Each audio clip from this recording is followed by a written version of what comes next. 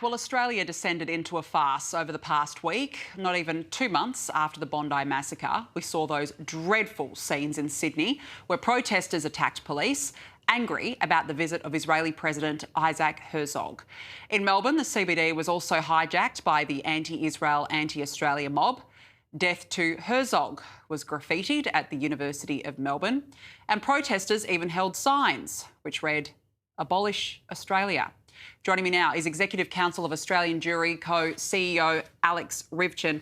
Alex, thank you so much for your time as always. Thank you. Is this not the type of behaviour that the Bondi massacre taught us was so dangerous? Well, this is what we've seen for 2.5 years, and we know that the genesis of the horrific terrorist attack that devastated my community was the incitement on the streets of Sydney, these rabid street protests which have defamed and dehumanised Jewish Australians consistently week in, week out. We know that it didn't begin with a terror attack, it ended with a terror attack. And so to see it continuing even after the attack, it's disgusting, it's shameful, it's depressing in a way. But no one is really surprised by this because we know we're dealing with a fanatical movement that, as they displayed there with their signs and graffiti, hate Israel. It's not about policies. It's about wishing to see the destruction of the state. It's about hating this country and wanting to wipe away the democracy and the freedoms that we all hold dear in this country. So there's no surprise here. But ultimately, even their extremism, even their provocations couldn't dampen a brilliant trip by the president. I think it achieved everything that he sought to do. It comforted the community. It recalibrated the relationship between the two countries. And we look forward to better days ahead. Look, absolutely. And, it was so worthwhile having him here to go to Bondi and to visit people, to speak to the grieving community. I mean, it was just so important to have his presence here in Australia. I want to ask you about this because we saw in Sydney, of course, that deliberate act of defiance when Muslim men began praying as they were given an order to move on. And it happened again in Melbourne this weekend. Have a look at this. Okay, and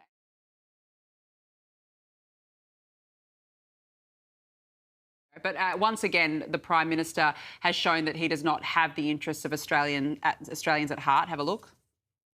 I'm very empathetic about the hurt that's being felt by the Muslim community of prayers being disrupted. Yes, your concern is specifically around that element. I think that is an issue that needs addressing because I think people need to have a right to practice their faith in peace. And, some of the footage, of course, you need to be careful about footage because you don't get to see the full picture.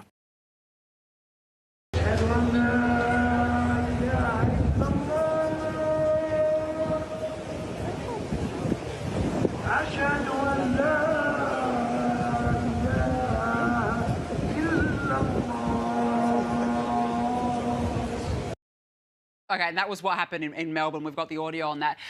What do you say to what the Prime Minister said? I mean, we saw these deliberate acts of defiancy. I think it was weaponizing religion, saying, well, we were praying, but they were in the middle of a police order to move on. What do you make of the Prime Minister going into bat? Look, firstly, I think it's dangerous to preempt any investigation. And there's a lot of social media footage usually posted for a particular purpose to drive an agenda.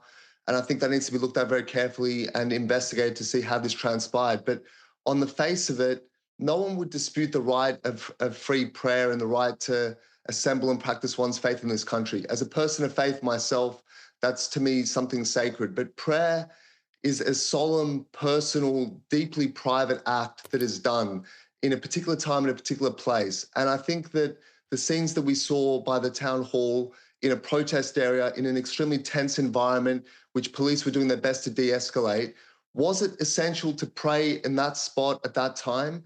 Couldn't it have been done 10 metres down the road outside the protest zone, outside the presence of the police? It looks very much like an orchestrated stunt to create animosity, to drive further division in the community, to further demonise the police and somehow depict them as being uniformly Islamophobic. There were people online, far-left commentators, referring to these images as being the Rodney King moment in Australia. They want it to be that. The Rodney King moment in LA led to days of horrific, violent, deadly rioting, destruction, really destroying that city. And they want to see the same thing replicated here. So to me, it looks like a stunt. And I think it needs to be separated out from the right of prayer, which is sacred and which no reasonable person would question. But that is something different. No rights are unlimited. No one has the right to pray in public in an area that the police are trying to clear for their own safety.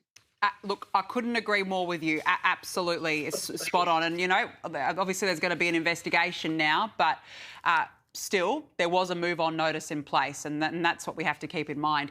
I just want to ask you about this very interesting investigation in the Australian inside the Palestine Action Group, and I've got to say the findings of this are quite concerning.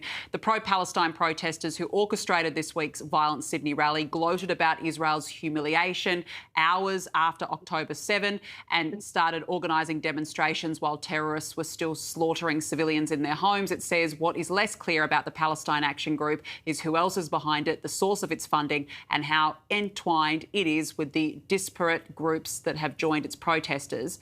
I mean, Alex, we've seen people like Josh Lees, for example, but when you hear that in the Australian, how concerning is the depths of the hate? This goes beyond just an anti-Israel protest. Again, we've seen this in plain sight for so long now. And as October 7 was unfolding and the Jewish community and all decent, humane individuals in this country and around the world were looking on mortified, fearful, anxious at the scenes of women being dragged off by their hair into captivity, families bound together and burned alive, 250 people dragged into captivity as Palestinian civilians paraded in the streets and beat their bodies and cursed them. We all felt this extreme fear and terror and anxiety at that time, but the Palestine Action Group and Josh Lees put in a Form 1 notice to organise a protest. And it wasn't to show sympathy for those people. These are supposedly peace activists. It was to revel in it. It was to refer to this as the humiliation of Israel. And any notion that these people are peace activists just evaporated on that day.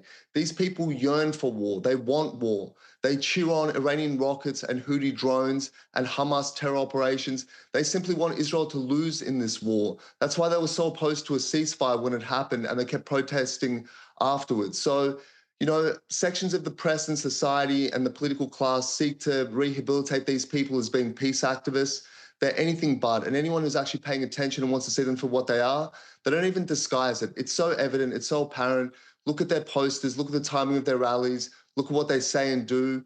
These are anti-democratic, anti-Western, anti-Australian, anti-Israel, and certainly anti-peace. Oh, look, absolutely. They don't want peace, and they keep coming back for more and more. You know, there's already some sort of level of peace right now in this war, but back home, they don't want this. Alex Ryvchin, always great to have your insights. Thank you very much for joining me on the show. Really do appreciate it.